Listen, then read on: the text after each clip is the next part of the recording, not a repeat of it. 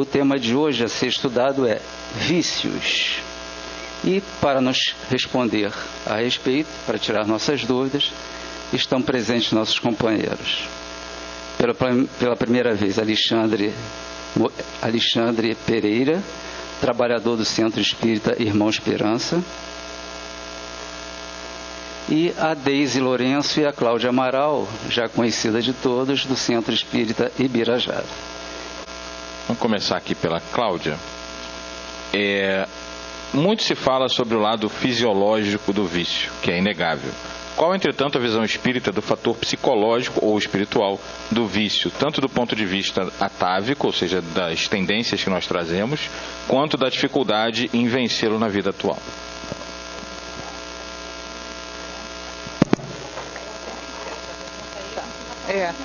Pois é, tem que encurtar, né? Senão a gente vai embora. Bom, boa tarde a todos. Uma alegria estar aqui na casa de Francisco de Paula. E a questão, né, conforme já foi colocada pela pergunta, né, a questão dos vícios, ela tem várias dimensões, né? Então, do ponto de vista psicológico, certamente o hábito, que é uma segunda natureza, isso vai fomentando. Há também, né, quem diga, e inclusive isso é encontrado na obra de Joana, que é uma questão de culpa, né, e que a gente vai lá revisitando essa culpa e tornando um mecanismo de compensação, né? A gente adquire, tem prazer em determinada situação e volta a ela. Só que essa situação é danosa a nós, né? Ela causa um prejuízo e isso é chamado de vício. Do ponto de vista espiritual, são inúmeras as obras que nós podemos lembrar, né? Especialmente as de Bezerra de Menezes, de Manuel Filomeno de Miranda, que nos traz aspectos da obsessão, né? Mas isso eu chamo a atenção, que a questão da obsessão, né, com relação aos vícios é sempre secundária. Porque primeiro a gente encontra um espírito que está padecendo de conflitos seríssimos, daí desembocar no vício. E esse espírito somos todos nós, né? Porque cada um de nós apresentamos alguma coisa, algum fato que repetimos, alguma ação que repetimos e que de alguma forma é danosa para nós. Nos debruçarmos sobre esses vários aspectos e procurarmos entender como é que essa dinâmica acontece com relação a nós mesmos para que possamos superar aquilo que consideramos que não anda bem com relação ao nosso comportamento, é o grande desafio, né? Encontrar exatamente qual é o viés, onde nós precisamos mudar para que possamos nos fortalecer e avançar e superarmos um comportamento que para nós é predatório. Esse é o desafio e com certeza teremos muito a conversar sobre esse tema nessa tarde. Obrigada. Deise, os vícios morais não relacionados ao abuso de substância, mas a atitudes e hábitos, são mais ou menos graves do que os químicos?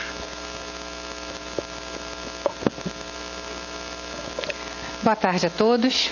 Felicidade, né? Aquela felicidade que discutimos alguns domingos atrás. Espero que todo mundo esteja indo bem aí nesse roteiro. Enfim, qual é o vício que é pior do que o outro? Não tem. Não há um vício pior do que o outro. Porque a grande questão do vício é a causa dele. Então, assim, o pior de todo o processo é o que gera o vício, que é o conflito que existe dentro daquele ser. Se aquele conflito está desembocando em algum vício físico, se aquele conflito está desembocando em algum vício moral, o que a gente tem que fazer é descobrir o conflito e tratar esse conflito. É ver o vício como a gente vê, por exemplo, uma doença, naquele sentido de que é um sinal de que algo precisa ser cuidado. Né? Assim, a gente já discutiu bastante que a doença não é o ponto da linha, né, que a gente tem que ver. É claro que a gente tem que dar o paliativo, assim como a gente também precisa cuidar se já virou um vício, a gente vai ter que atuar em cima do vício específico. Mas o mais importante é a gente ir lá atrás, na outra ponta dessa linha toda enroscadinha, e descobrir qual é o conflito que está gerando esse vício. Alexandre, a busca incessante de prazer carnal, em especial o sexual, pode ser considerado um vício? Boa tarde, meus irmãos, muita paz. Sim, na verdade, quando nós hoje abrimos a página do egoísmo e a gente estava falando das questões morais que ainda carregamos, das dificuldades e de desvio moral que ainda carregamos, um deles, né, tem a ver com as questões do prazer. Na verdade, Deus coloca prazer nas coisas, está lá na Lei de Conservação de Livros dos Espíritos, para que nós possamos ter vontade de fazê-las, para que a gente possa ter ânimo de viver, de praticar, de agir. A sexualidade, o ato sexual, na verdade, né, ele é carregado de prazer para nos estimular a procriação, a multiplicação da espécie, a experiência de um ato onde as energias criadoras são muito fortes.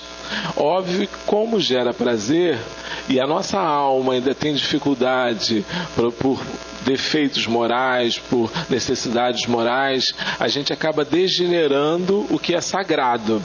Então, o ato sexual em si, ele não é ruim, Deus não proíbe, não é algo que nos faça ter vergonha, porém, o que a gente faz dele, sim.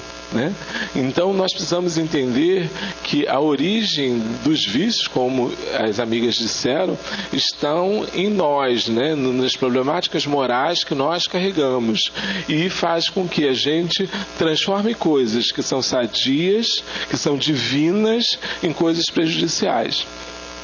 Especialmente o sexo desenfreado, como Joana de Ângeles usa a palavra, né? Faz com que a gente adquira grandes problemáticas para o nosso futuro, registrando, inclusive no perispírito, grandes marcas, grandes registros que vão fazer com que a gente tenha no futuro dificuldades de saúde, de equilíbrio mental, de equilíbrio espiritual, antes de tudo, e que prejudica as nossas encarnações futuras. Cláudia, se você fuma maconha na hora de dormir, de noite, você interfere só na matéria ou seu espírito também é modificado?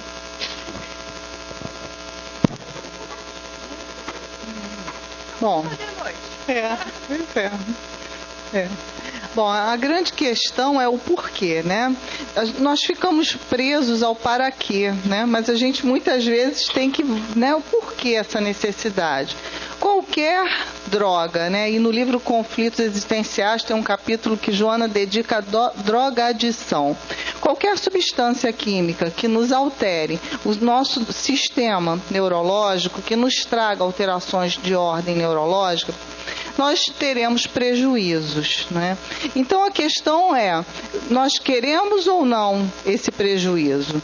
Porque assumiremos, né, esse prejuízo a nível de perispírito e de reencarnação. Então, por que essa necessidade? É claro que isso vai alterar qualquer droga, um simples remédio que a gente compra na farmácia, né, produz em nós alguma alteração biológica, e nós precisamos pensar sobre isso. Então sabemos, né, já está comprovado pela ciência, dos benefícios, né, do princípio ativo da maconha para tratamento de pacientes com convulsões, por exemplo. Isso é muito bom, a ciência tem que avançar, nós temos que abraçar isso. Mas vejam, é muito diferente de usar um entorpecente para fins recreativos, como fazemos com drogas lícitas, né? Como a cerveja, como o vinho, né? Socialmente falando. Mas isso está descrito, né? na literatura espírita como sendo um grande problema social, que para aqueles que não possuem a rigidez moral, isso vai desaguar num precipício de muita dor, de muita angústia e de um vício verdadeiro, né? Também existem estudos em que a maconha, ela cria uma sinergia com outras drogas. Então, o paciente que utiliza desse entorpecente, muito embora hoje exista um movimento de liberação da droga no mundo, e a gente aqui não questiona isso, apenas é uma questão científica, ele traz também uma sinergia com outras drogas, como cocaína, como o crack, que é um derivado da cocaína, só que muito mais concentrado.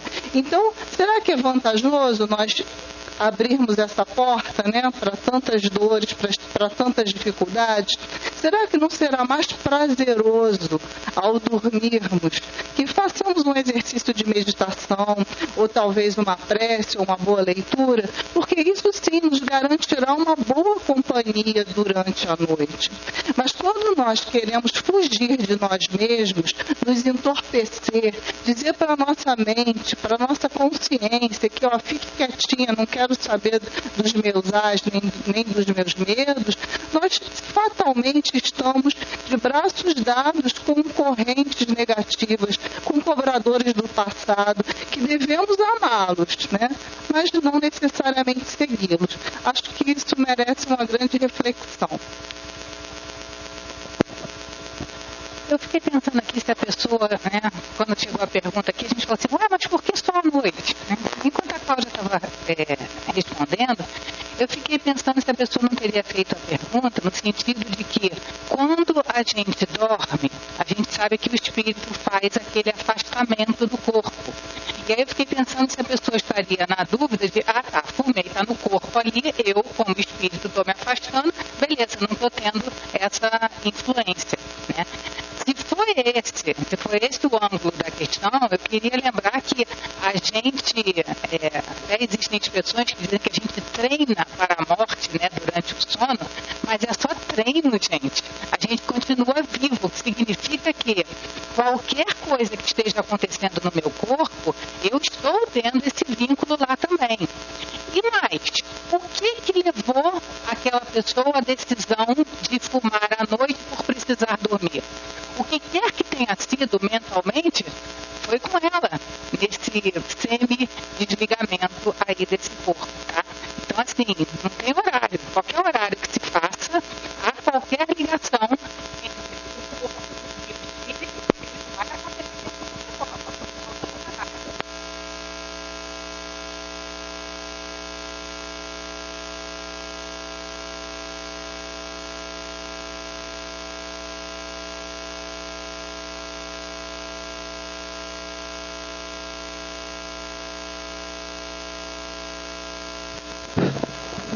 Alô, desculpe aí o problema técnico, estamos de volta. Obrigado, Deise. Alexandre, uma pessoa viciada em álcool comete suicídio. Qual é a sua responsabilidade sobre esse ato? O vício diminui a responsabilidade? Aí eu amplio isso para qualquer pessoa que cometa algum ato sob a influência de alguma coisa que ela tomou por escolha, né, e não obrigada. Então, meus irmãos, assim, qualquer um dos vícios das drogas lícitas ou ilícitas tem a ver com o nosso livre-arbítrio, desejo de fazer ou não fazer. E o livre-arbítrio, ele é instituído para nos trazer na sequência, pela responsabilidade, a consequência do ato em si. Então, quando nós optamos por fazer ingestão de bebida alcoólica, nós estamos nos responsabilizando por essa ingestão. Se essa ingestão vai causar um suicídio, nós seremos responsabilizados por isso, sim, como um suicídio indireto, se ele foi originário da ingestão excessiva. Tudo é relativizado. Lembrar que na criação e na lei de Deus não existe nada compacto, fechado, porque nós somos individualidades. Então nós nos encaixamos na lei e a lei responde conforme a nossa vontade. Então se o indivíduo, por exemplo, ingeriu bebida alcoólica e sofreu um acidente, ele será responsável de carro, por exemplo, ele será responsabilizado por isso. Se ele saiu na rua e acabou sendo atropelado, será responsabilizado também. Mas perceba que serão pesos diferentes, por causa da vontade do indivíduo. Atravessando a rua, ele pode ter sido atropelado por um outro motorista imprevidente. Então, tudo tem que ser relativizado. Então, a gente não pode fechar a questão. Mas a ingestão de qualquer tipo de droga, lícita ou ilícita, é responsabilidade nossa. E foi comentado sobre o hábito. Tudo começa no hábito. Joana diz que não há um pouquinho, só por hoje, socialmente. Isso não existe. Toda vez que nós assumimos o risco, nós seremos responsabilizados por isso. Então, alcoólicos, tabagistas começaram com o primeiro trago, com o primeiro gole. Ela escreve num dos livros que até aquela cachaçinha na feijoada que a gente vai e toma lá na entrada, né? Aqueles que fazem a opção de tomar, pode ser o início de um processo de alcoolismo, porque você não sabe o que está registrado no teu perispírito, você não sabe das informações do teu passado, o que você traz em si, dos atavismos. Então, o que o Espiritismo defende, a gente não pode abrir mão disso. 0 chance ao vício. Então, não tem experimentar, não tem um pouquinho de noite, não tem um pouquinho de manhã, não pode ter isso. A gente não pode se sujeitar ao vício. E aí, lembrar que os vícios morais, a gente fala muito desses vícios materiais, como a prática do egoísmo, da vaidade, do orgulho, também não podem ser experimentados. Porque vai que a gente gosta. Essa é a grande questão. Vai que a gente se habitua com aquilo, vai que aquilo bate bem na gente. E aí, uma encarnação inteira jogada fora.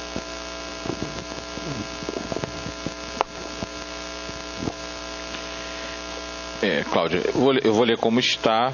Há uma opinião na pergunta, aí você fica à vontade para comentar.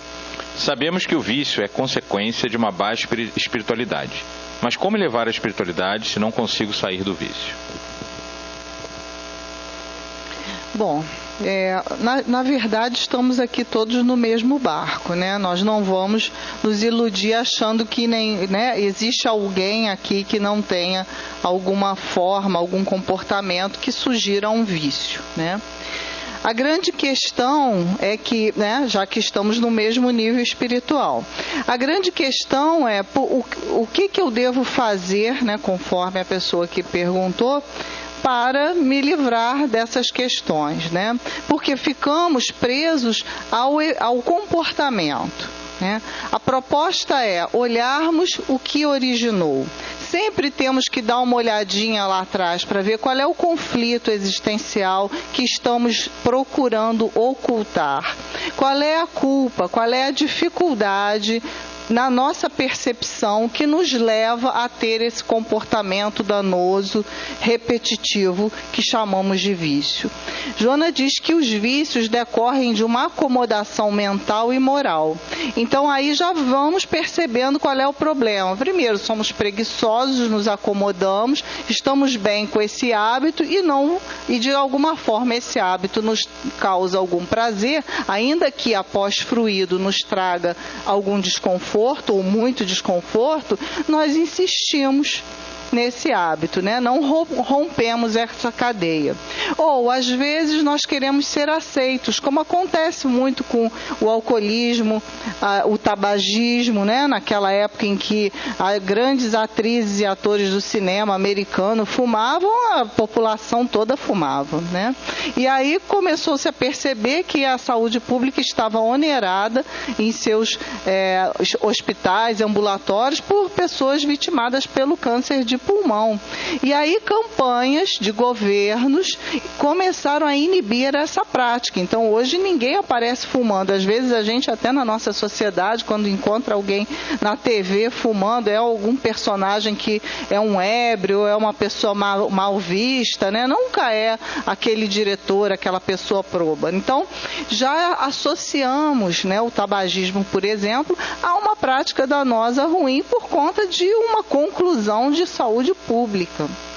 E assim diminuiu-se o índice de consumo, apesar de não ter eliminado, de cigarros. Porém, né, a grande questão é por que tantas pessoas aderiram a essa prática? Pela necessidade de serem aceitas. Então, a grande questão é identificar o seu vício e perguntar: será que eu não mantenho esse vício para ser aceita? Será que quando somos convidados para algum evento e normalmente comemos e alguém nos oferece alguma bebida, será que eu ainda aceito para poder me sentir incluída nessa roda social? Será que se eu disser, não, muito obrigado, eu prefiro beber água, não será a mesma coisa ou até mais prazerosa esse encontro, essa troca?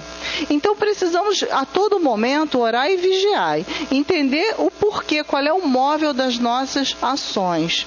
Joana diz também que existe um grupo de pessoas, que também é a grande maioria, que se viciam por um sentimento de culpa, inconsciente até. Então, querem de fato se prejudicar por sentirem culpa, se sentem na necessidade de utilizar-se de entorpecentes, enfim, de comportamentos danosos para se punir.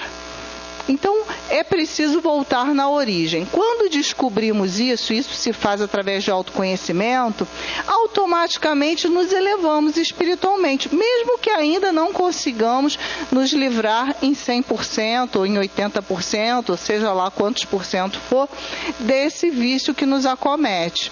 Porque quando nós começamos a ampliar a nossa consciência, nós passamos a colocar dentro da nossa mente outras possibilidades, e isso é um fator de evolução espiritual. Então todos nós podemos e devemos fazer isso, né? Basta que saiamos da acomodação mental e moral. Deise. Alô? Oi, desculpe. Deise. São duas perguntas que a gente está juntando, que são temas muito similares.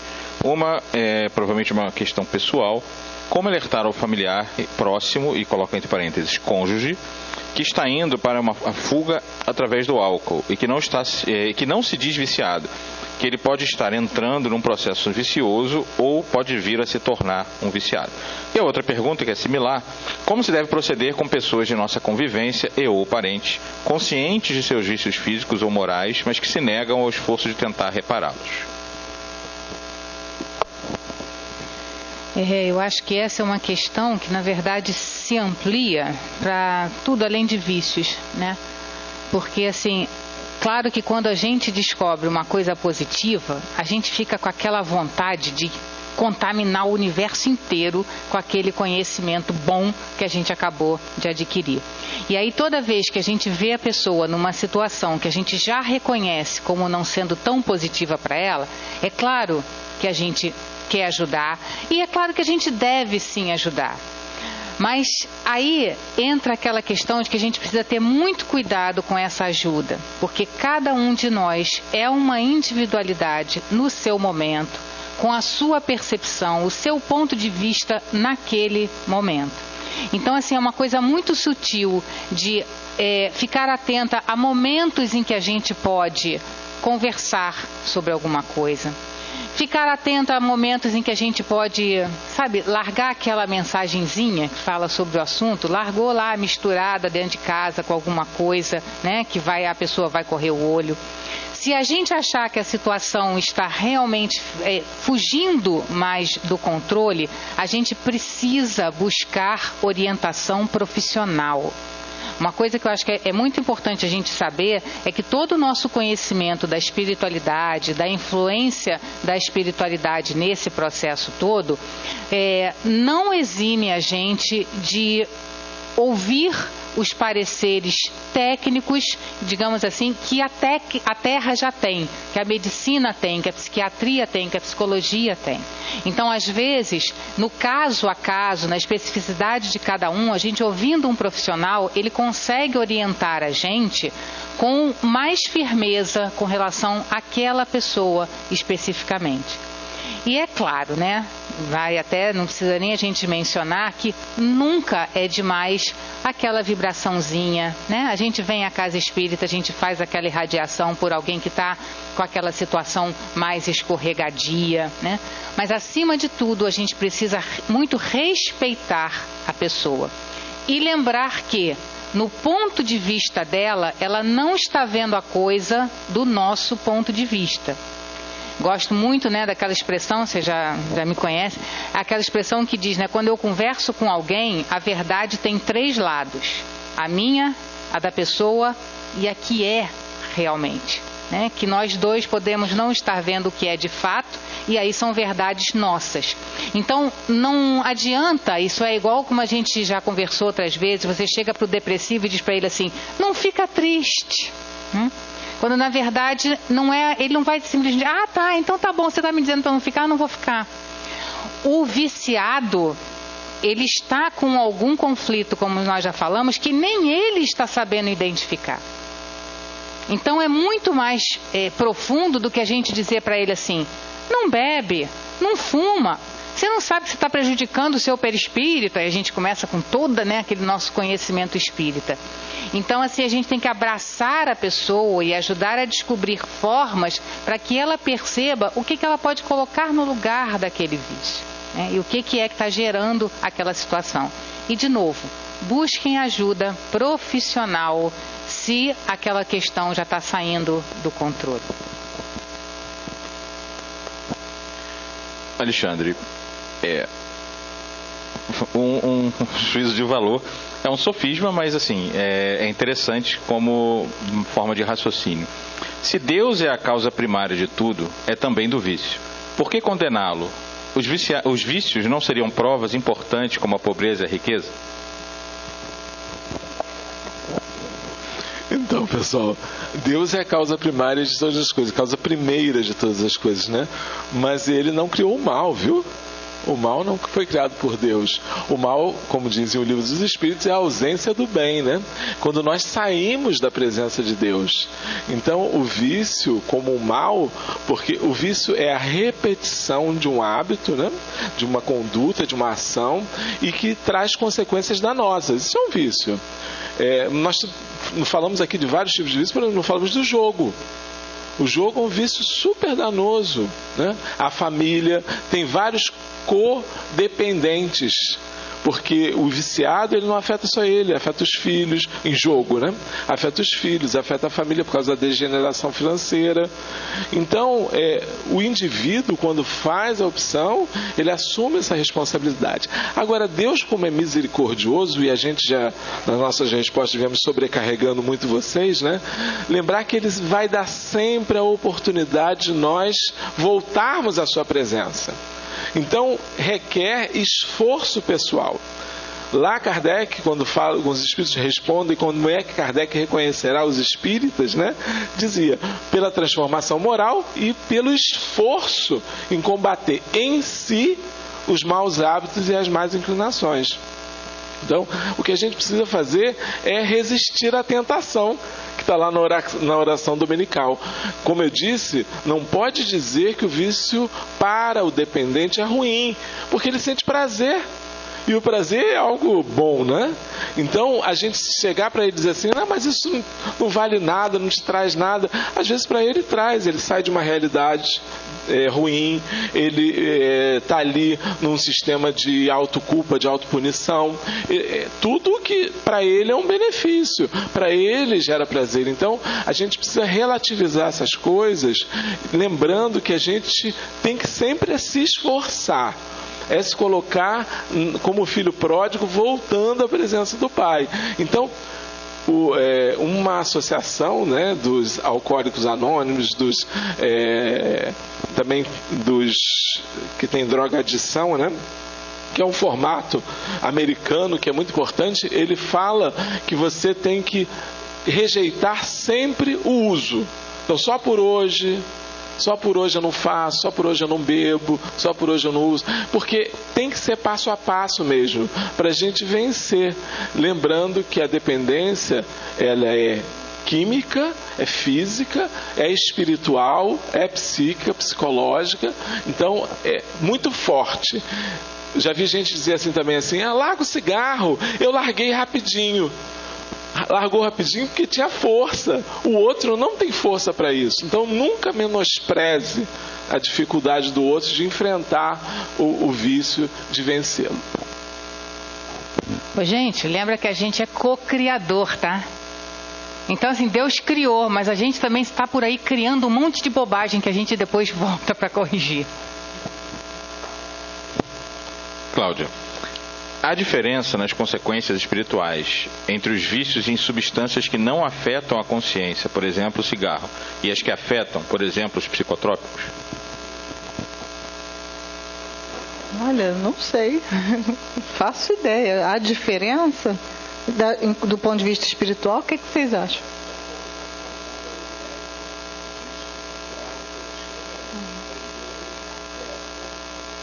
Ah, sim. É. Verdade. Bom, aqui consultando aqui a banca, chegamos à conclusão que tudo afeta o sistema nervoso central, né? Então, até mesmo o fumo, claro. Enfim, o vício do jogo, porque a viciação é mental, né? A gente está falando de perispírito. Desencarnamos, não temos mais o corpo, perdemos o vício? Não. A gente volta para ficar ao lado daqueles que estão viciados como nós, não é? Para nos aproveitarmos ali. Então isso prova que o vício não é uma questão biológica, corporal, de encarnado. O vício está lá no nosso inconsciente, está lá atrás. E é por isso que é tão difícil de superar. Porque o nosso consciente, ele até quer se liberar dessa questão.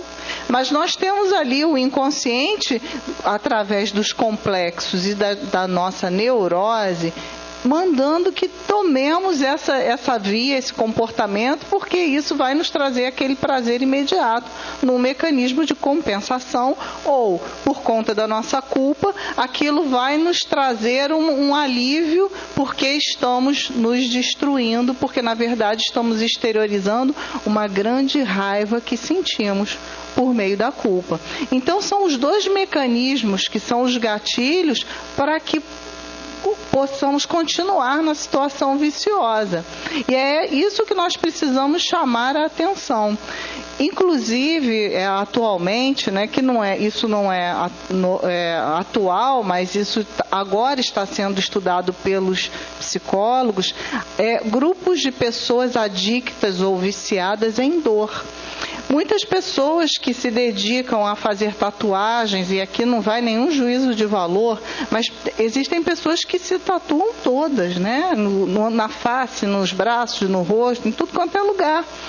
E o relato dessas pessoas é que elas gostam da dor que sentem no momento em que estão sendo tatuadas. E nós sabemos que existem partes do corpo que dói assim absurdamente, a pessoa suporta, porque existe ali uma forma de prazer. O que é isso senão um mecanismo de culpa?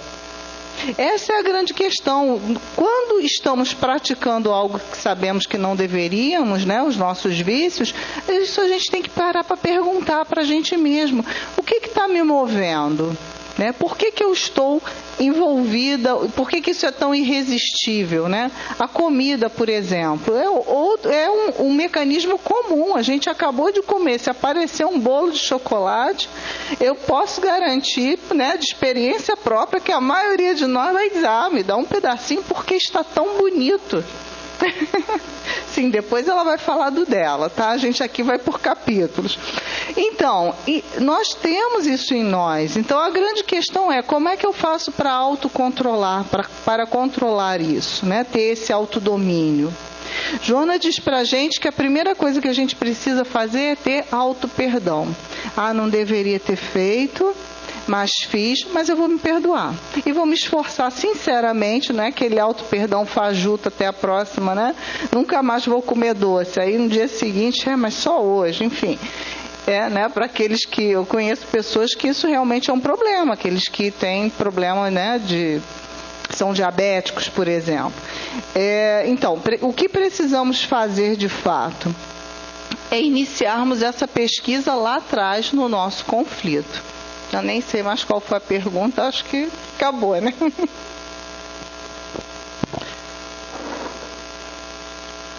Deise, ela iniciou a resposta a essa pergunta, mas ela é mais ampla. Como fica um desencarnado viciado?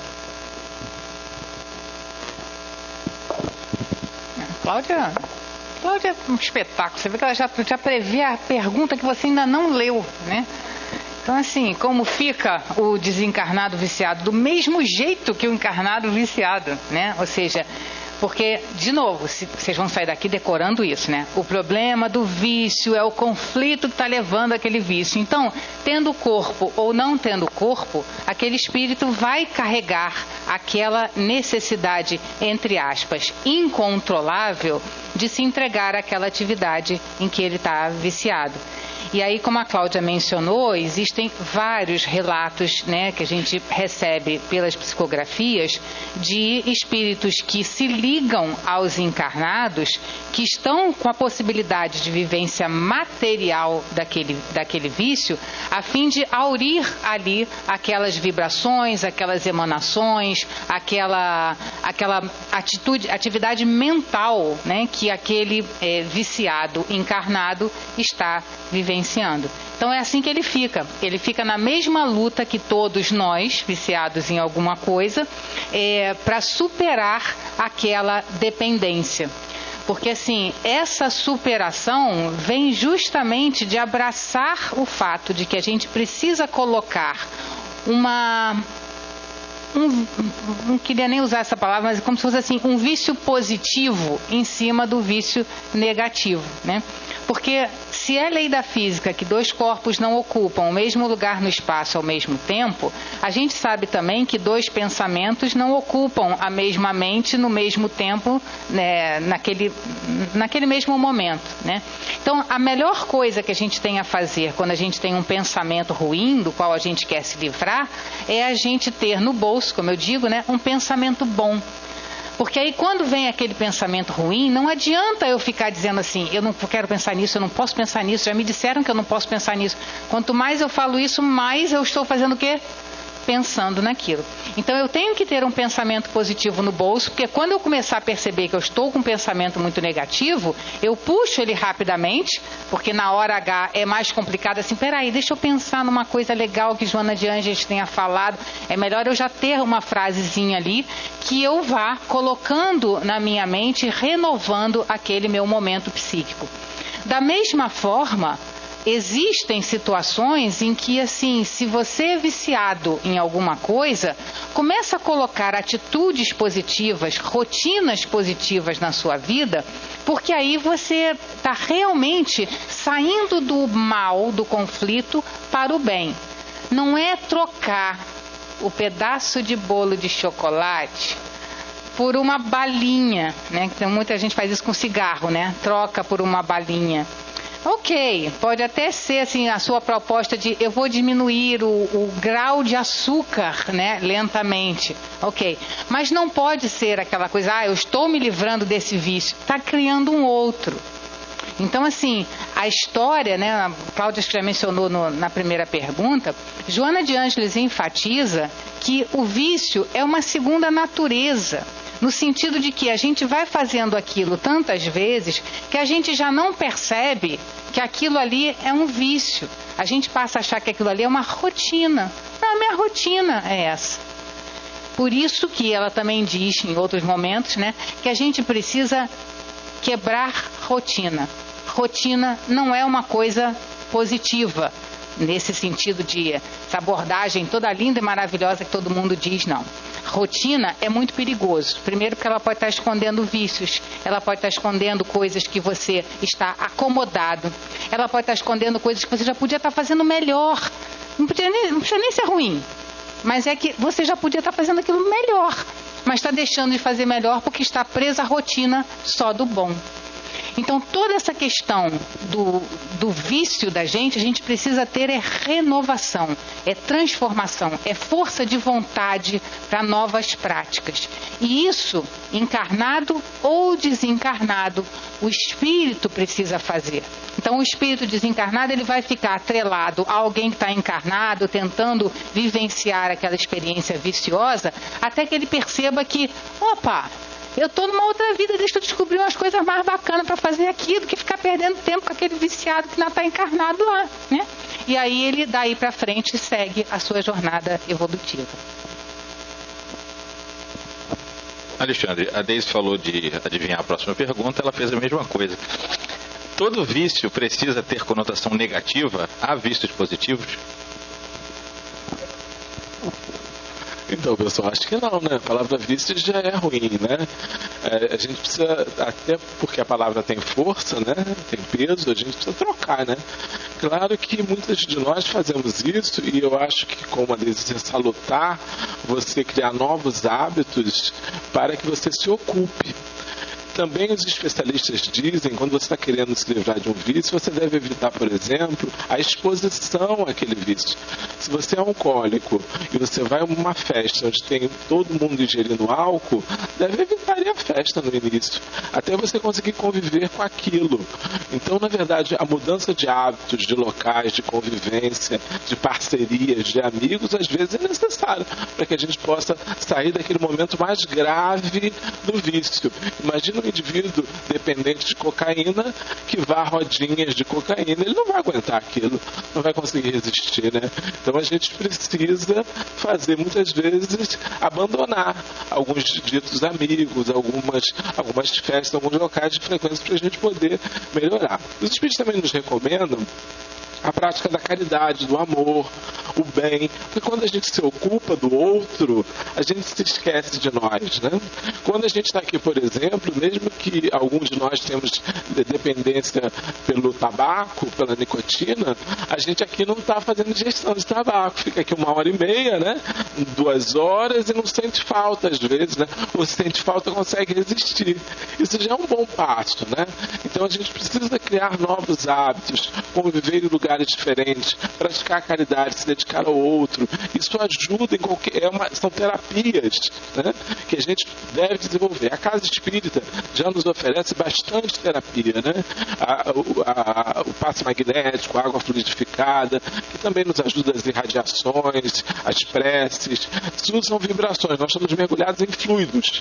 Então vão chegar a nós e vão nos dar forças. Mas vício é coisa ruim. Eu sei que às vezes eu já ouvi de minha mãe, que é evangélica, ela diz que eu sou viciado no espiritismo, né? Porque ela quer denegrir, aí ela usa essa palavra vício, né? Porque hoje mesmo eu saí de casa, ela disse, você já vai domingo, né? Por que você não fica em casa? Porque na visão dela, chamar de viciado é dizer que a coisa está errada, né? Então, vício não, coisa boa não pode ser vício. Mas cuidado, porque pode ter gente viciada em centro espírita. Pode ter gente viciada em centro espírita, sim, gente. E aí a gente só tem que tomar cuidado, porque o fato de eu estar vindo à congregação de domingo a domingo, todos os dias eu venho aqui, não, gente, isso não é vício. É porque é a minha dedicação à doutrina. Investiga, observe-se, porque a dedicação à doutrina está na sua transformação moral. Que outros ambientes você poderia estar levando a doutrina sem necessariamente precisar vir ao centro espírita? Veja, não estou fazendo apologia de que não tem que vir ao centro espírita, senão os meninos não me chamam mais para conversar aqui com vocês, né? É muito importante a gente vir ao centro espírita. O que eu estou dizendo é que, já que vocês provocaram esse negócio aí de vício positivo ou vício negativo, né? A gente tem que tomar cuidado com essas, de novo, essa rotina, mesmo que seja de alguma coisa aparentemente positiva. Porque não existe mal em a gente estar dentro da casa espírita, assistindo uma palestra, trabalhando em alguma coisa, não é isso que eu estou falando. O que eu estou convidando é aqueles que são exageradamente assíduos, vamos colocar assim, o que ele está deixando de fazer? O que ele está justificando? Não, hoje é meu trabalho na casa espírita, todo dia é o dia de trabalho na casa espírita. Que trabalho ele está talvez deixando de fazer com a justificativa de que ele está fazendo um trabalho digno? E é digno. Mas será que ele não está deixando alguns outros aos quais ele deveria estar dedicando algum tempo? É só para largar vocês pensando aí.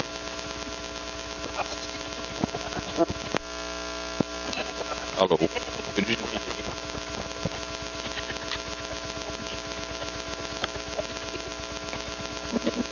Eu desliguei, o microfone voltou a tremelicar, eu desliguei, liguei de novo, vamos ver se resolve, senão a gente passa para o microfone.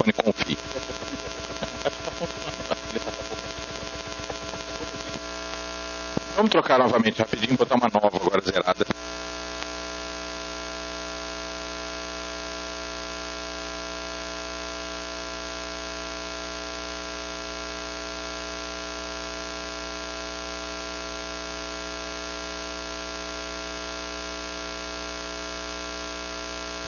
Alô. Bom, essa é nova. Se voltar a acontecer é porque o nosso amigo está desencarnando, a gente vai precisar de um novo. Bom, Alexandre, alguém tem o vício do álcool, desencarna. Foi? Ah, desculpe. Então, Cláudia, desculpe. Perdi a conta por causa dessa confusão. Cláudia, é verdade, até está separado em grupinhos aqui por rodadas. Cláudia, alguém tem o vício do álcool, desencarna. Numa próxima encarnação, essa pessoa trará o vício novamente ou poderá ter se livrado dele mediante conscientização na erraticidade?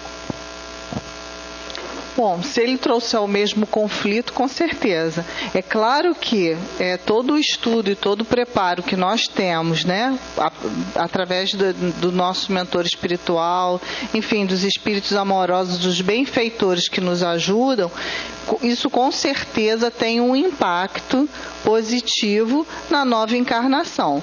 Mas se aquele conflito não foi enfrentado e resolvido, e vamos lembrar que encarnamos exatamente para as provas e expiações, aqui é o nosso grande teste. Então muitas vezes estamos lá, né, aparentemente protegidos, já tendo uma ampliação da consciência, entendendo os nossos pontos, né, com algum autocontrole. E ao encarnarmos, vamos encontrar aquelas pessoas que convivemos antes, com os mesmos, provavelmente, vícios que os nossos.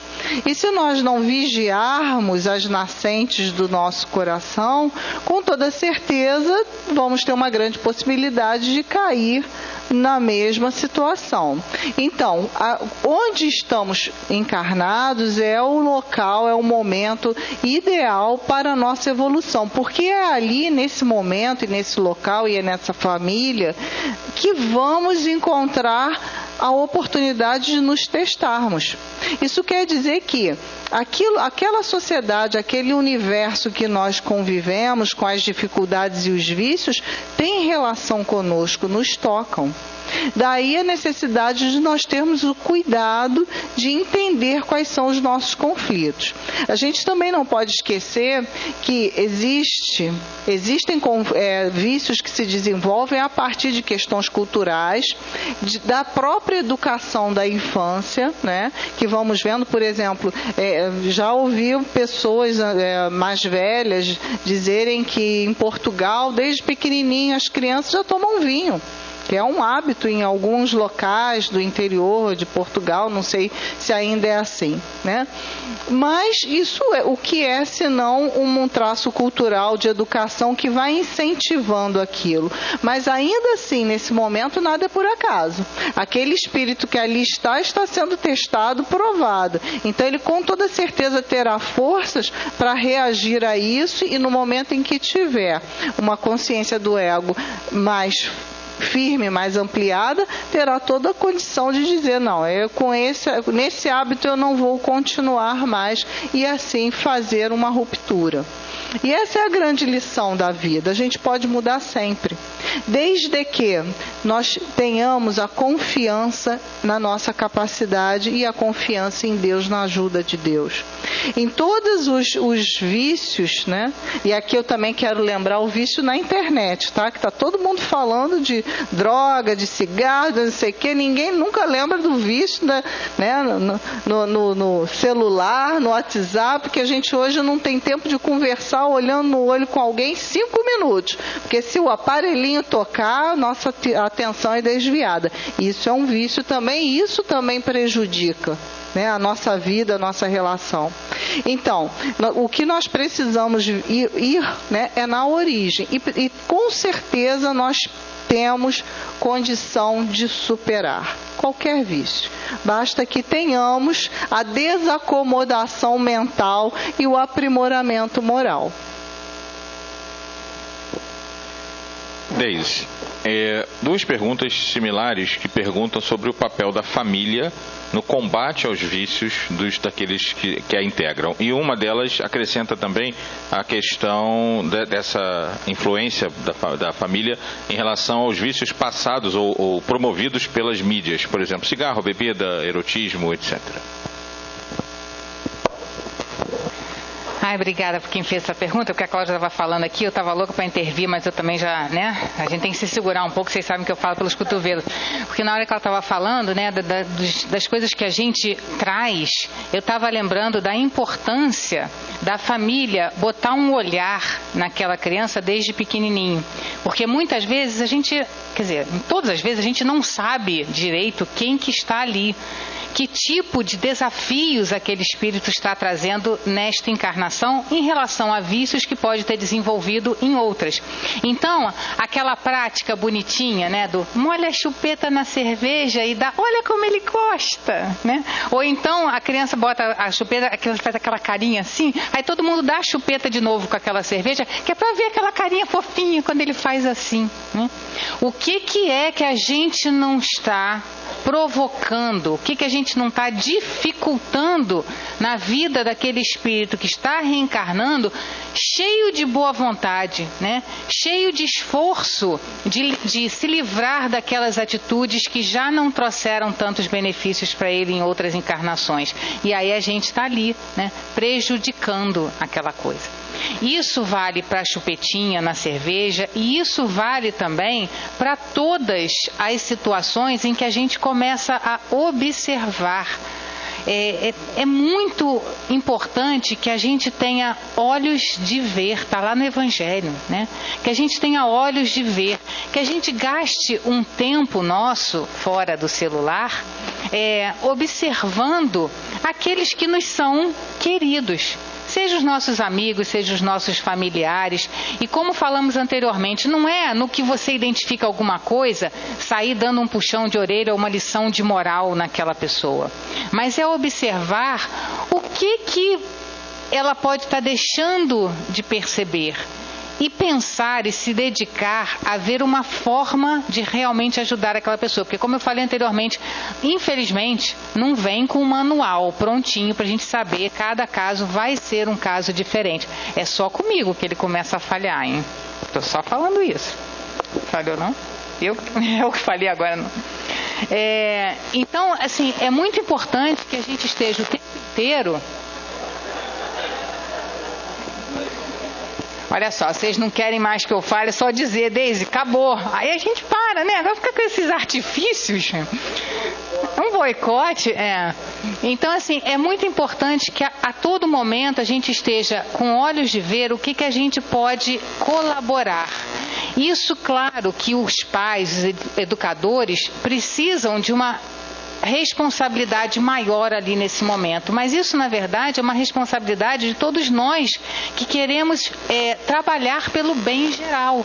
E pelo bem geral, como a Alexandre até já comentou, é a nossa ligação com o outro, é deixar aquele nosso egoísmo de pensar assim, eu estou fazendo minhas coisas aqui, eu estou no caminho do bem, vamos em frente, né? O outro lá é o momento do outro. Claro que o outro, Joana de Ângeles diz que na nossa jornada evolutiva estamos todos sozinhos. Ela fala isso, gente. Mas não é no sentido de que um não pode ajudar o outro. É no sentido de que a responsabilidade de cada trajeto é de cada um. Eu não posso me responsabilizar pelo progresso do outro, mas eu posso sempre estar atenta a momentos em que eu vou dar aquela ajudinha, aquele empurrãozinho. Então, o papel da família junto com o viciado é, como já falamos anteriormente, tentar alguma forma de influência, e aí a gente já sabe que exemplo é fundamental, né? Exemplo é a melhor pregação que a gente pode fazer. Então, se eu sou viciada no pedaço de bolo de chocolate, que eu não sou, mas se eu sou, e eu já reconheço isso, eu falar abertamente sobre isso naquele grupo e dizer, não gente, poxa, porque eu estou identificando que eu estou meio viciada em chocolate.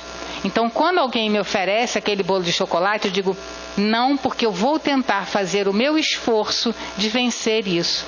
Então, na hora em que eu me abro e me exponho, entre aspas, e coloco os meus esforços para vencer os meus próprios vícios, a mensagem que eu estou dando àquele que convive comigo é: você também tem o seu, mas você também é capaz de fazer algum esforço, né? Algumas vezes você vai cair e vai comer o bolo de chocolate, mas levanta e vamos continuar tentando. Então, essa coisa toda da ambiência familiar é esse cuidado especial de achar um momento de falar sobre isso, de dar um exemplo sobre isso, e de resto, vamos que vamos. Só rapidinho, no livro Conflitos Existenciais, Joana tem 3 capítulos, um sobre drogadição, outro tabagismo e outro alcoolismo. O que tem de igual nesses capítulos?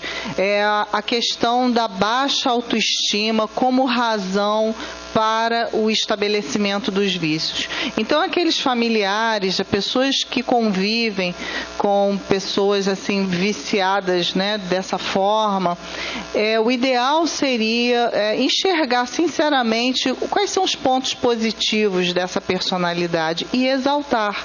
Às vezes a gente fica batendo no vício quando a gente deveria desfocar para outro lado, o lado positivo, porque vamos dizer sem palavras que aquela pessoa é capaz de superar isso tudo, valorizando os seus aspectos positivos, né? E é porque chega no momento que o viciado pensa que ele é só o vício, tem que separar a doença do doente, né? E uma boa forma de fazer isso é exatamente trocando a respeito dos pontos positivos. Alexandre, existe alguma maneira de conscientizar um profissional da área de saúde, a pessoa botou aqui entre parênteses, psicologia, quanto aos vícios que o estão destruindo fisicamente, mas que se vale dos seus conhecimentos profissionais para justificá-los?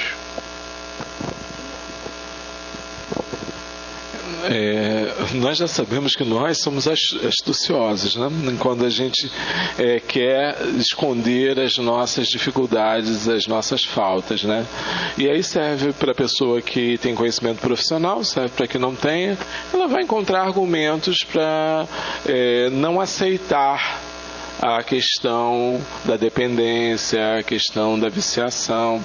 Eu não vejo grande diferença, não, viu?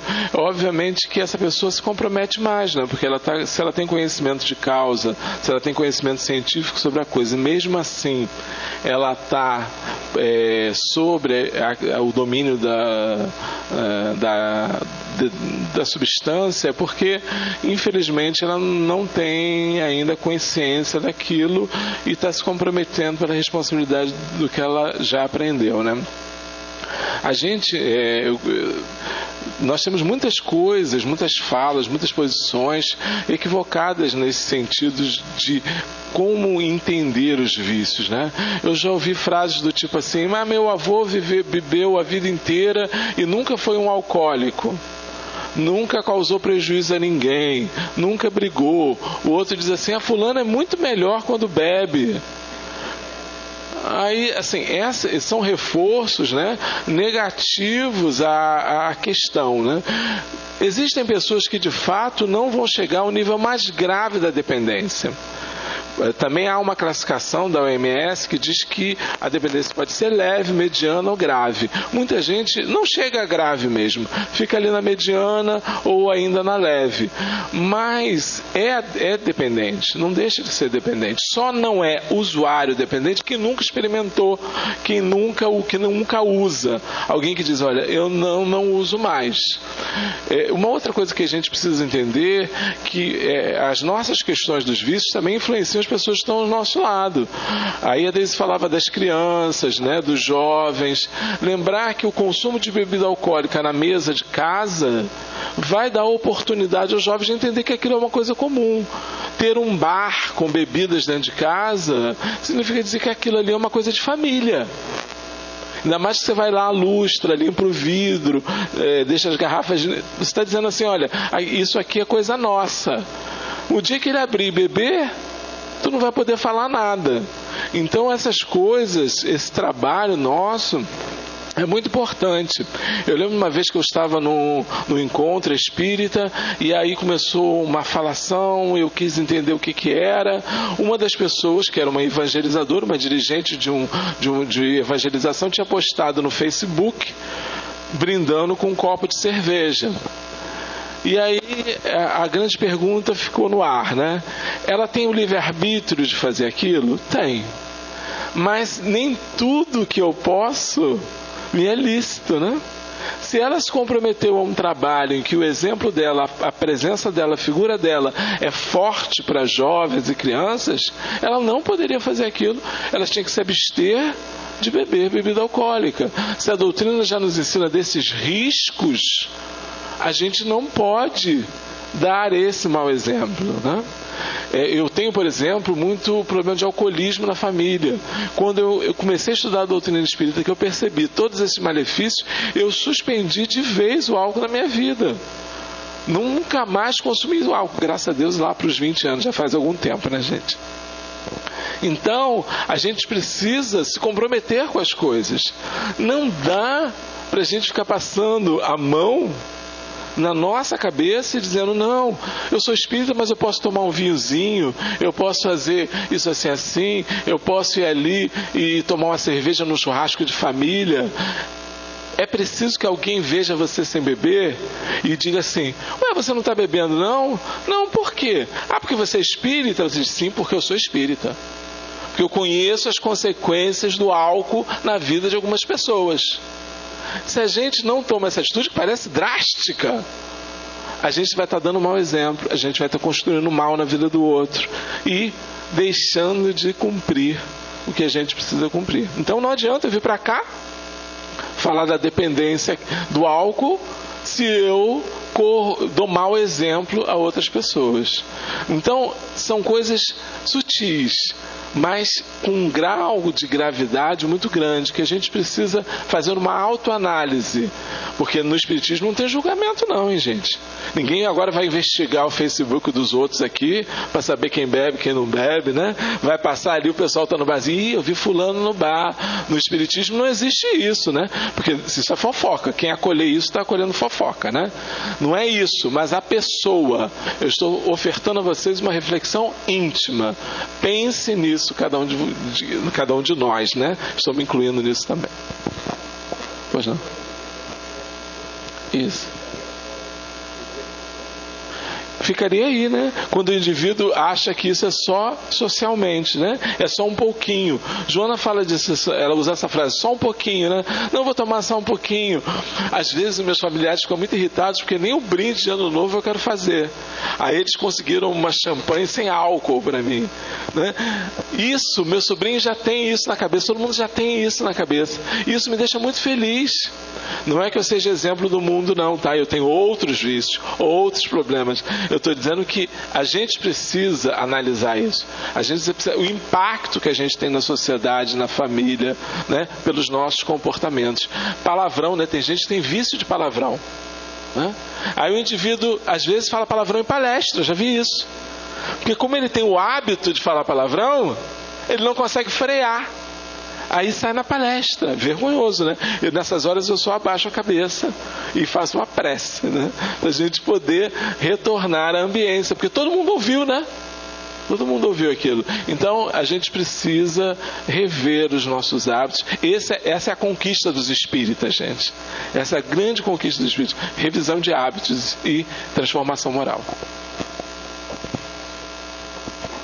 Um comentário rápido a respeito do fulano bebeu a vida inteira e não era viciado, né? Existe, isso, a medicina, não sou médico, não sou da área de saúde, mas já é provado que existem tendências genéticas a ter ou não determinados vícios. Então é possível que a pessoa efetivamente beba não a vida inteira, porque assim, aquela história, ele bebia de dia, de tarde, de noite e não era viciado. Peraí, né? Isso é a prova do vício. Mas é possível que a pessoa beba eventualmente e não se vicie, mas você nunca vai saber se você tem ou não tem essa tendência, que é o que já foi dito antes. Ou seja, isso não é só uma tendência genética, é uma tendência espiritual que, por sua vez, se manifesta na genética, né? Então o grande risco está aí, de você não saber se você tem ou não aquela tendência e você se expor àquilo, como já foi dito, né? Eu achei importante porque não é só o espiritismo, não é só porque a tendência espiritual, não, já existe prova de que há uma tendência genética, já se identificou aonde está aquele gene que tem, e isso para um vício específico, né? Cada um deve ter o seu. Voltando aqui, Cláudia, é interessante porque a pessoa fez a pergunta a respeito de uma psicóloga ou psicólogo, não sei, e provavelmente tem a ver com medicamento. E a pergunta seguinte, que não foi proposital: e os vícios medicamentosos, como combatê-los? Bom, os vícios, né? A hipocondria, né? Um vício, a pessoa fica ali formulando doença, né? Fica ali. Voltamos à questão da acomodação mental e moral. Muitos de nós, por um conflito existencial ou até mesmo por uma perda do sentido existencial, chegamos a um determinado ponto da nossa vida, muitas vezes depois da segunda metade dela, né, em que nos vemos sem um sentido, sem uma direção.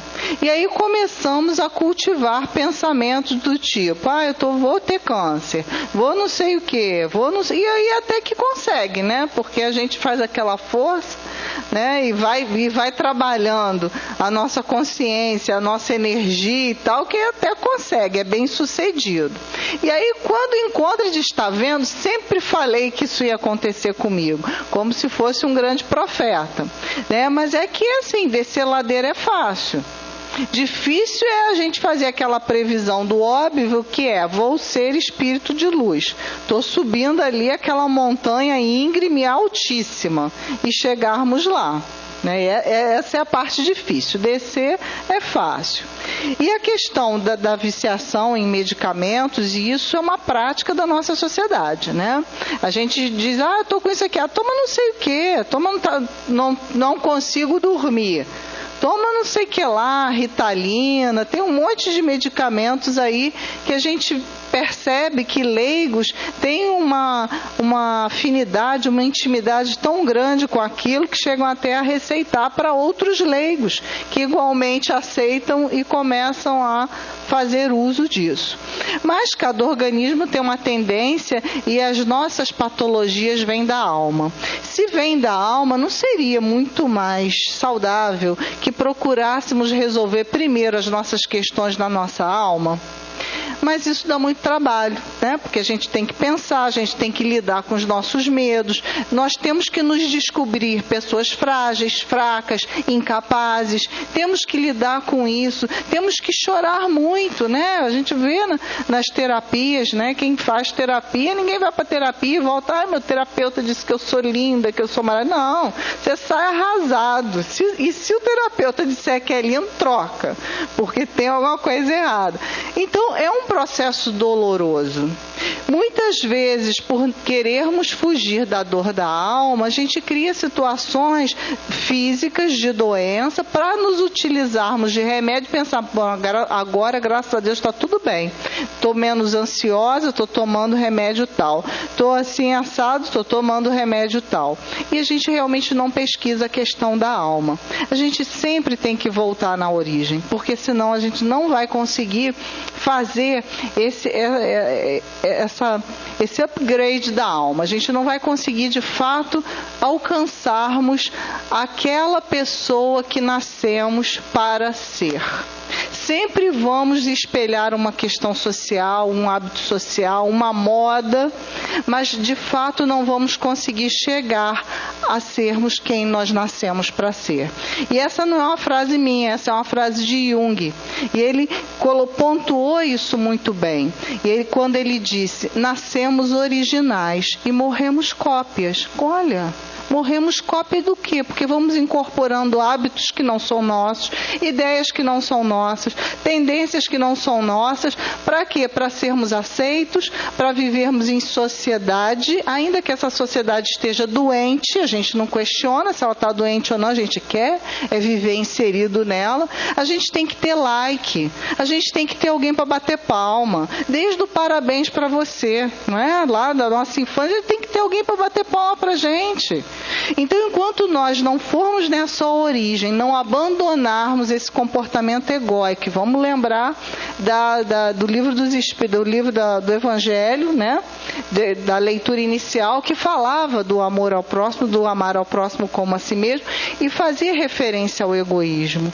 E não por acaso, no livro dos Espíritos, lá da perfeição moral, ele fala dos vícios e ele faz referência em todas as perguntas às questões do egoísmo, às questões da vaidade. Então, enquanto nós não curarmos isso, que é algo que está tão claro na nossa sociedade de hoje em dia, né? A gente tem Facebook, Instagram, meu Deus, é tanta coisa para mostrar o quê? É só para criar distanciamentos, né?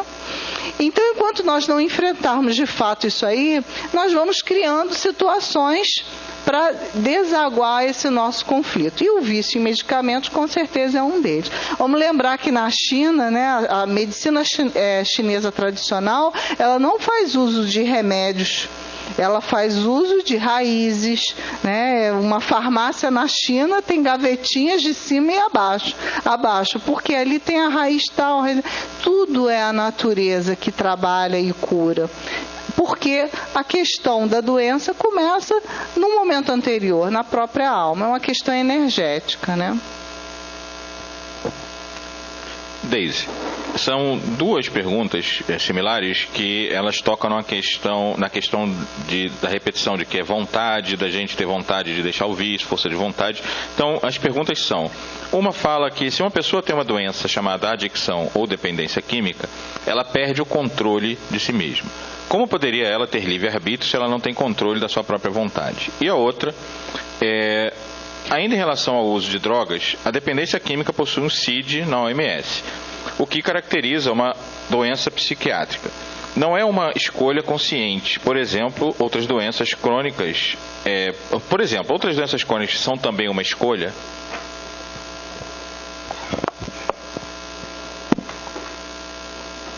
Dá esse papelzinho aí que esse negócio ficou complexo. Eu não vou lembrar tudo, né, até o final da minha... Bom, vamos lá. Vamos falar um pouquinho dessa parte da dependência química, né, da adição ou dependência química, em que a pessoa perde o controle. É claro, já falamos também anteriormente, às vezes a situação chega a um ponto tal em que você tem que agir de acordo com a gravidade do momento. Então, você pode precisar de profissionais, você pode precisar de internação de uma pessoa que vai precisar fazer todos aqueles procedimentos, vai reduzindo a droga aos poucos, né? Então, assim, tem todo um protocolo, que eu não sou a pessoa mais adequada, né, a expor sobre isso, mas assim, a gente sabe que existe todo um protocolo de tratamento desses pacientes já nesses estados mais complicados. Agora, essa parte de que ela aí não tem livre-arbítrio, é claro que quando ela chega nesse estágio final, ela passa quase que 24 horas sem total consciência de si mesma. Mas aí estamos falando do caso extremo. O caso do viciado, no sentido de que ele tem aqueles momentos de lucidez e aí ele ainda resvala naquela falta de vontade, tudo entre aspas, tá, gente? Porque, de novo, não é aqui aquela posição de que nós temos a força, né? Ele é que é um fraco. Não é fraqueza, é o momento espiritual de progresso de cada um. Então, se ele tem aqueles momentos ainda de lucidez, aqueles momentos em que ele está, sim, de posse do seu livre-arbítrio. E, nesse momento, ele poderia optar por cada vez mais ampliar esse espaço entre uma queda e outra, vamos dizer assim. Só que também não é assim, né? De novo, né? Chegar para eles assim, o que te falta é força de vontade, né? Isso não vai ajudar em nada, né? E muitas vezes o que ele precisa é uma orientação de como reforçar essa vontade. Emmanuel, por exemplo, é um autor espiritual que vira e mexe, ele nos fala sobre a importância, sobre estratégias da gente reforçar a nossa vontade. Então, a bibliografia de Emmanuel está aí cheia para a gente poder falar um pouquinho dessa coisa de vontade. O que nos mostra que não é um assunto tão simples. né? Porque vira e mexe, os guias espirituais vêm nos convocar a esse reforço. Agora, Cláudia já mencionou, no livro Conflitos Existenciais, Joana de Ângeles tem um capítulo especial sobre drogadição. E uma das causas que ela elenca ali é a de que a pessoa está sem forças para enfrentar aquilo que ela precisa enfrentar. Então, de novo, o que a gente precisa é, nesses momentos em que a pessoa ainda está de posse do seu livre-arbítrio, conversar e tentar ajudá-la no sentido de identificar o que ela está com tanta dificuldade de encarar, que ela precisa da droga para fugir daquele dia a dia que ela tem ali, né? Então essa é a questão. E a outra, é que se toda doença crônica saiu de uma escolha. De novo, cada caso vai ser um caso. Agora, toda doença crônica significa que ela se estabeleceu ali como crônica de tanta repetição que ela teve com relação àquilo. Então, qualquer doença crônica, ela vem sim de um vício mental, pelo menos, do espírito que ali a está vivenciando. Então, é uma atitude mental, seja dessa existência, já vem trazendo de outras, que está reforçando aquela postura ali de falta de saúde naquele momento. Acho que foi a Cláudia também que já mencionou. Toda doença tem a sua origem no ser espiritual. Toda doença tem sua origem no ser espiritual. E cuidado, porque isso não quer dizer que estejamos necessariamente trazendo de outras encarnações. Muitas já são, já nascemos com ela e coisa e tal. Mas muitas estamos criando pelos nossos padrões mentais atuais. Então, cuidado com aquela postura do tipo, né? Não, o que eu estou sofrendo aqui é aquela consequência do ser das trevas que eu sou há tanto tempo. É o ser da treva que você está sendo ali naquele momento. Que se naquele momento você resolver ser um ser de um pouquinho mais de luz, isso já vai começar a se contrapor ao ser das trevas. Então, sim, toda doença crônica vai ter uma questão ligada à vontade, no sentido de que é algum padrão mental que a gente não quebrou e que já está chegando ao corpo físico. Alexandre, coincidentemente você fez um comentário a respeito do champanhe sem álcool. Tinha uma pergunta aqui: a cerveja sem álcool causa o mesmo dano de uma cerveja com álcool, falando espiritualmente? O mesmo dano com relação ao álcool, não, porque ela não tem o álcool, e na verdade é o álcool que cria a dependência. No caso, dependência física, né, orgânica. Mas a gente já viu, as companheiras falaram insistentemente, que precisa ver a causa. Então o indivíduo pode se viciar na cerveja sem álcool também. Desde o momento que ele não consiga viver sem aquilo, é uma dependência, gente. A questão da dependência tem a ver com isso. A Deise até falou que pode vir na casa espírita, pode ser vício também, né? Então, vir na casa espírita normalmente não seria um vício de bom sentido, porque não tem bom sentido.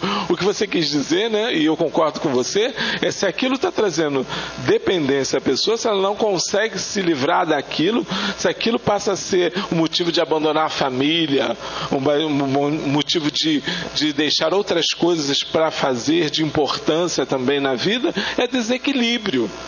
Então, a questão do vício é um desequilíbrio. Desde o momento que o comportamento seja desequilibrado, por exemplo, tem gente viciada em Coca-Cola. Não levantem a mão, por favor. Né? Porque boa parte da população ama uma Coca-Cola, né? E agora lançaram a Coca-Cola Diet, zero, que aí a pessoa consome achando que não tem culpa, mas ela está cheia de sódio, né? Mas não vamos entrar nessa questão não. Mas então você pode viciar um refrigerante, né? Desde que a gente precise daquilo, não consiga se livrar daquilo. Às vezes eu vejo crianças viciadas em ursinho de pelúcia, em chupeta, isso vícios são tipos de vícios. E por aí, você falou da análise de observação da criança, Kardec dizia que a educação, né, a formação de caráter, de caractere, e tem a ver com a observação especialmente. Se a gente observa a criança, a gente vai saber das suas tendências, né? Eu vou compartilhar com vocês, encerrando a minha fala aqui, uma história minha de infância. Eu ia brincar no vizinho e voltava com um carrinho na cueca. Mamãe, muito preocupada com aquilo, viu que todo dia acontecia isso. Eu já estava formando uma frota de carrinhos. E ela então foi na casa da vizinha e perguntar: olha, dona fulana, eu estou vindo aqui porque o Alexandre todo dia chega com um carrinho e diz que foi seu filho que deu a ele. Aí a vizinha, muito constrangida, disse: não, é que ele rouba os carrinhos, né? Mamãe, embora preocupada com a educação, naquele período, usou o método que ela sabia para educar, que eram as havaianas. Comigo funcionou, porque eu não sou violento. Se fosse violento ia degringolar tudo, né? Comigo funcionou, nunca mais peguei nada de ninguém. Mas assim, a educação tem isso. E o vício pode ser detectado às vezes na infância, né? Crianças que têm o hábito que você, para tirar uma fralda, uma coisa, um bicho dela, você tem que fazer aquilo ali pode ser uma tendência genética, pode ser uma tendência espiritual, que a gente, pela educação, pode corrigir. Vamos para a última rodada e depois teremos alguns minutos para cada um fazer suas considerações finais. Cláudia, são duas perguntas aqui similares, né? A respeito da questão da obsessão e dos desencarnados, da influência deles sobre o vício. Então, pergunta sobre como isso acontece, né? E como tratar. E também como tratar quando a pessoa que é influenciada não acredita em obsessão, não é espírita. Bom, como é que acontece, né? Da mesma forma que aqui encarnados, né? A gente gosta de determinado gênero de música ou atividade artística e tal, a gente se reúne em grupo e vai lá experimentar, né? A obsessão se dá da mesma forma. Um grupo de encarnados gosta de determinado vício e os desencarnados que gostam também vão juntos. E aí, numa técnica, né, numa ligação, a partir de uma afinidade, né, eles vamos chamar isso de vampirização. Né, eles vão ali sorver também, degustar também, através daquele encarnado que está ali. Muitas vezes acontece verdadeiras doenças, complicações no aparelho físico desse encarnado que está sofrendo essa vampirização, né? E aí aquela historinha de que não era meu inimigo do passado, claro que não, você está adquirindo amizades novas, né? A partir dessa afinidade criada, a partir desse laço estabelecido. Daí a grande dificuldade em largar a conduta viciosa, porque não é só uma mente pensando e se direcionando para o hábito, são várias mentes estimulando e tentando criar situações para que aquela pessoa vá e faça o consumo do seu alcoólico, ou do cigarro, ou seja lá do que for. Então, a questão assume uma gravidade muito grande. E é esse cuidado que nós temos que ter. Da mesma maneira, quando a gente se compraz em fazer fofoca do outro, em falar, exaltar as qualidades ruins de alguém, a gente também está se associando às correntes mentais que se afinizam com essa prática. Então, estaremos sendo estimulados a isso.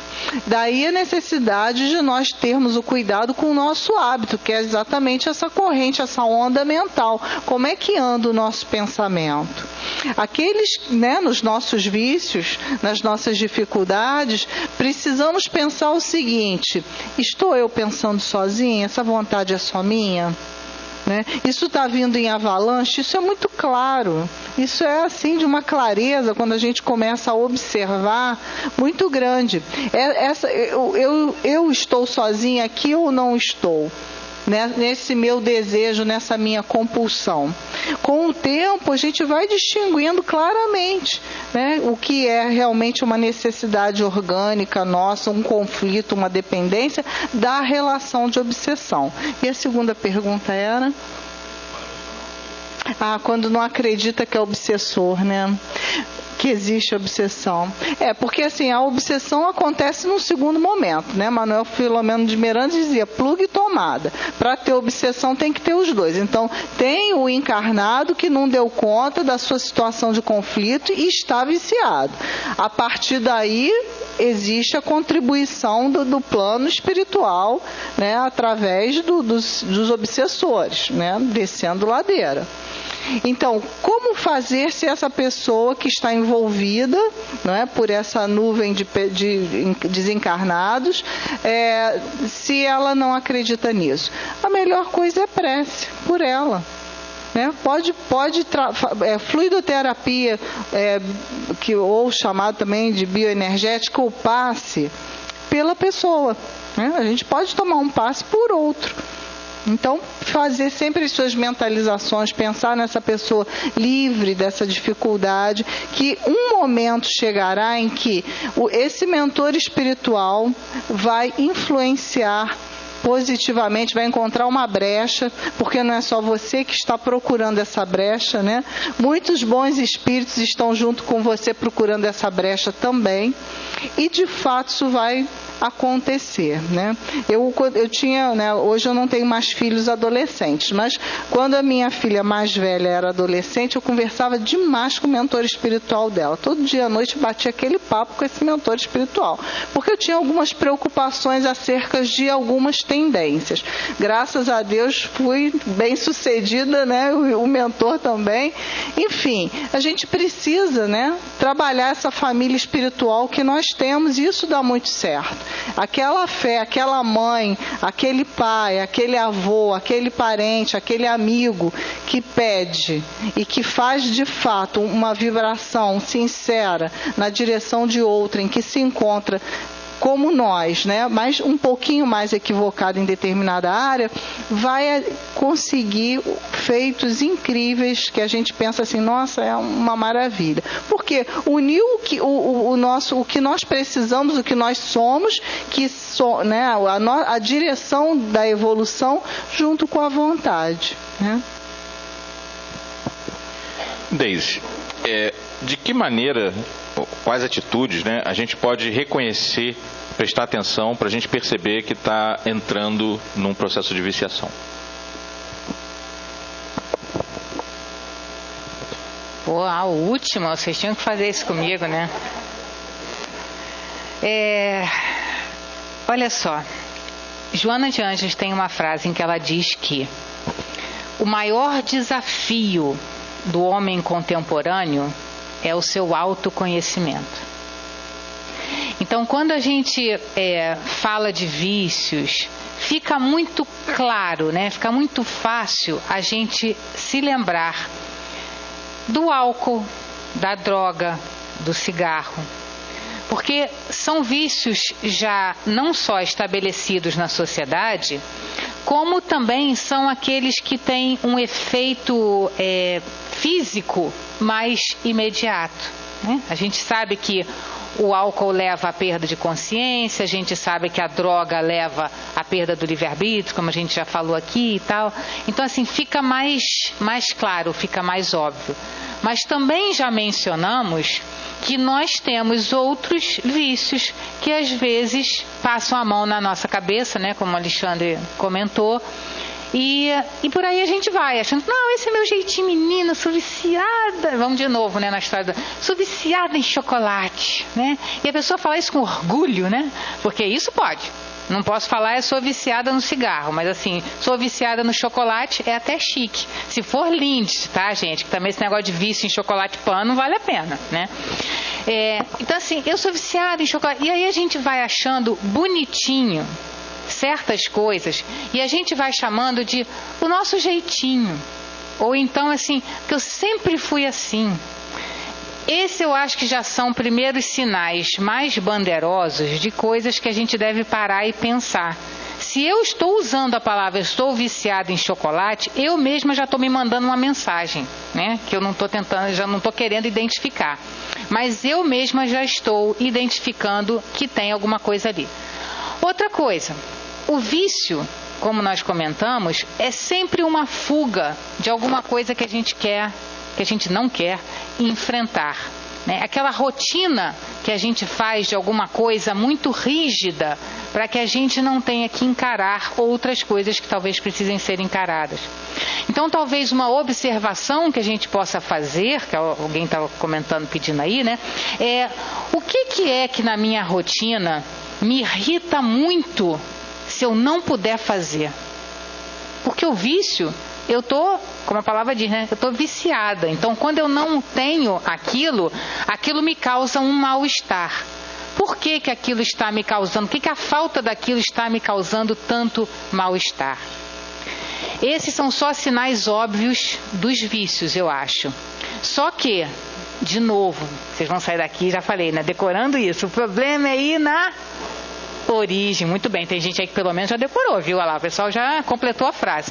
O problema é a gente ir na origem. E a origem é o que tem a ver na frase de Joana, da gente fazer esse autodescobrimento. Quando a gente tem esse processo de autodescobrimento, é todo um processo de descoberta dos nossos conflitos, daquilo que a gente anda tentando esconder, daquilo que a gente é inseguro de encarar, daquilo que a gente acha que não tem força para encarar, e aí a gente joga para outra encarnação. Ou então, né, como a gente comentava há alguns domingos, a gente joga para, não, quando eu me aposentar, aí eu vou fazer isso. A gente estava dizendo, quem é que disse que você vai chegar lá, meu filho? Agora então, depois da reforma, ninguém vai chegar mesmo. Então, tu não se deixar para fazer autoconhecimento depois da aposentadoria, não vai fazer, né? Então, assim, qual é o meu objetivo aqui? O que eu estou fazendo nessa existência? Eu quero sair melhor do que eu cheguei? Ou eu vou só bater ponto e dizer, não, eu vim, eu aturei toda aquela o ser das trevas que eu trouxe lá de trás, eu vim, eu aturei. A má notícia é que aturar não leva a lugar nenhum. Transformação moral significa alguma coisa ativa. Então, se eu quero sair daqui melhor do que eu entrei, eu preciso reconhecer aquelas coisas que eu preciso trabalhar. E para isso, eu preciso incluir na minha rotina momentos como meditação. Eu preciso incluir na minha rotina momentos em que eu vou pensar sobre mim mesmo. Eu não posso deixar que o dia a dia, não, mas tem o horário das crianças, tem a alimentação do pai, tem o supermercado isso, tem o chefe que pediu aquilo. Se eu me deixar envolver por essas atitudes todas que são necessárias que sejam cumpridas, mas se elas tomarem toda a minha encarnação, eu estarei servindo a Mamon e não a Deus. Porque eu não estarei cumprindo a vontade de Deus, que é que eu evolua a partir daquele espírito simples e ignorante que Ele me criou. Então, desculpa se alguém estava esperando ali aquele checklist todo bonitinho de coisas que você vai sair daqui para fazer amanhã. Cada um precisa descobrir o seu próprio roteiro, cada um precisa descobrir a individualidade que é. Alexandre, quais os vícios que podem ser potencializados pelo carnaval ou pelo período de carnaval? Muito bom isso.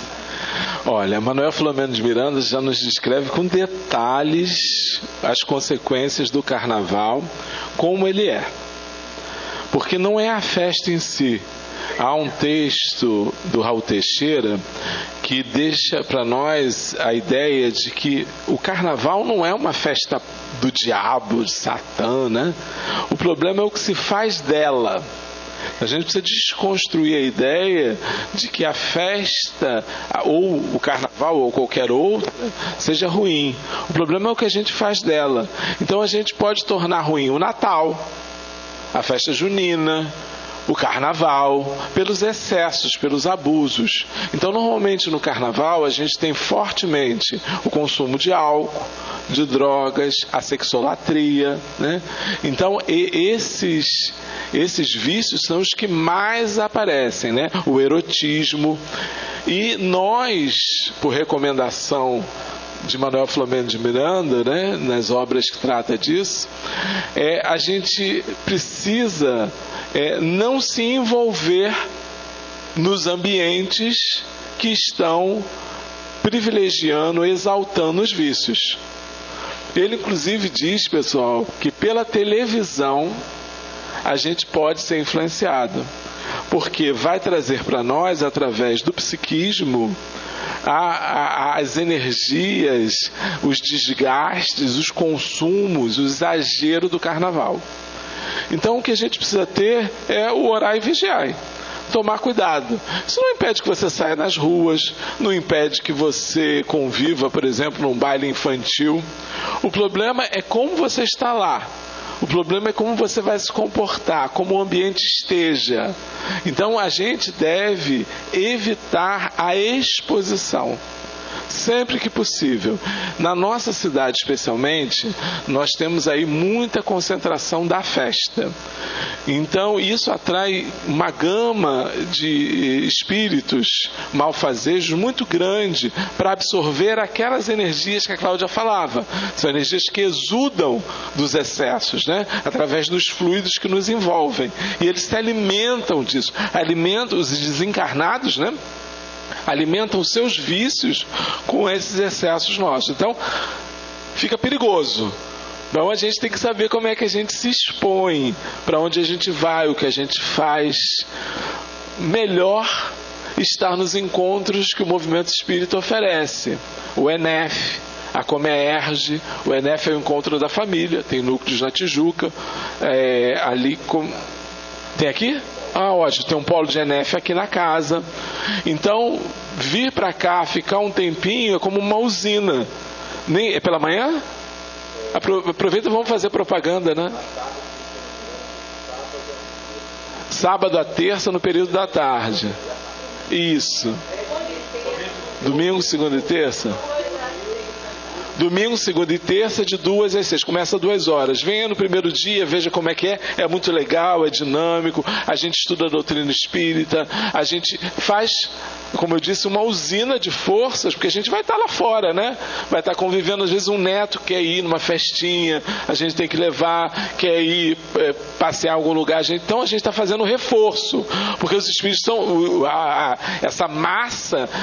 Manuel Filomeno de Miranda descreve como uma massa de forças negativas que se colocam em toda a cidade do Rio de Janeiro, especialmente na região do Sambódromo. Ele não fala que é o Sambódromo, pela descrição que ele dá, a gente descobre que é lá. Então a gente precisa ficar atento. Orai e vigiai, melhor, vigiai e orai, né? Vigiai e orai é importante, especialmente nessa época do Carnaval. Pedir para cada um em 2, 3 minutinhos, que a gente está atrasado, fazer as suas considerações finais. Bom, eu queria só chamar a atenção para o livro Pensamento e Vida de Emmanuel, tem disponível na internet. Lá tem um capítulo pequenininho, mas muito bom, chamado Culpa, Outro Hábito e o Outro Amor. Aí eu vou ler só 2 parágrafos do hábito, que é o capítulo 20. O hábito é uma esteira de reflexos mentais acumulados, operando constante indução à rotina. Então, os nossos comportamentos viciosos, né, são parte de nós mesmos. Nós só vamos dar conta de alterar esses reflexos mentais se entrarmos em contato com eles, né? E mais, ele diz aqui no 3º parágrafo que o importante é nós termos humildade de reconhecermos esses desvios e a simplicidade de agirmos com relação a eles. Então, vamos trocar, né? Estamos com vontade de ter um comportamento vicioso, seja lá qual for, vamos dar uma volta na natureza, na praça, na praia, vamos procurar nos alimentar da beleza, da natureza, da prece, da meditação. Esse é uma grande forma, talvez a única forma, né, porque aí nós vamos nos reconectar ao Criador, de voltarmos e refazermos esse caminho, criando novos hábitos, um novo fluxo mental. Que Jesus abençoe esses nossos propósitos. Não sei falar em 2 minutos. Por isso que você correu, né? Para me dar mais tempo. Não, eu acho que A gente teve hoje uma tarde bastante variada, né? Assim, impressionante como algumas vezes, não sei se vocês viram, a gente falava aqui, alguém falou assim, eu estava pensando nisso, né? Veio essa pergunta e coisa e tal. Então, assim, eu acho que nós estamos em muita sintonia, o que eu acho que mostra, mais uma vez, a proteção que a gente tem, a inspiração que todos nós temos. E isso, a gente pode se agarrar nisso, abrir o coração nessa proposta de sermos melhores, nessa proposta realmente de transformarmos-nos a nós mesmos, fortalecendo essa nossa vontade, essa nossa inspiração. Porque viciados somos todos nós, no sentido de que ainda não agimos com a espontaneidade da nossa natureza única. Nós ainda temos vários hábitos, várias atitudes que são essa segunda natureza que a gente vem vivenciando por aí. Mas fazer brilhar o que nós somos, precisa que a gente quebre esse parâmetro aí. E aí, voltando à minha fala anterior, vamos reservar alguns momentos para cuidar de nós mesmos, para observarmos aquilo que pode ser melhorado na nossa rotina, no nosso padrão mental. Vamos, em paralelo, abraçar uma atividade voluntária. Quando a gente trabalha no bem, toda a nossa sintonia começa a ser facilitada para que a gente possa descobrir em nós mesmos formas melhores também de ser. Porque aí nós estaremos fazendo aquela máxima do Evangelho, que é amar ao próximo como a si mesmo. Então a gente tem que se amar e tem que achar momentos de amar o próximo. Isso resolve e orienta qualquer assunto que a gente venha a conversar. Que Jesus então abençoe esses nossos propósitos de sermos melhores.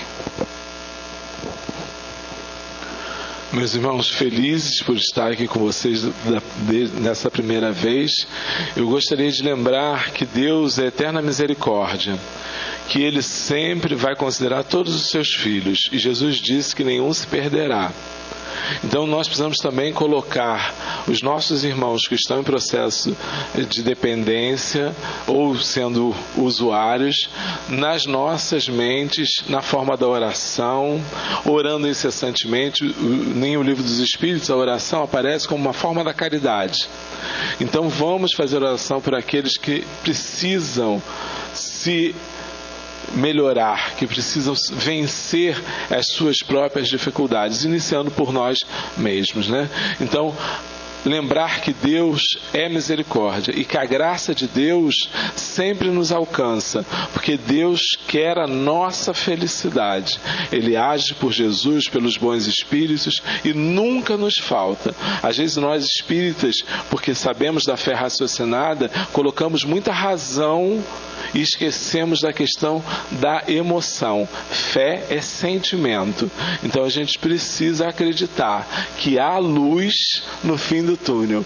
Não importa o grau que esteja dessa dificuldade, mas o bem vai vencer, porque o mal é passageiro, mas o bem é eterno. Muito obrigado, que nós possamos ter outras oportunidades como essa. Muita paz a todos.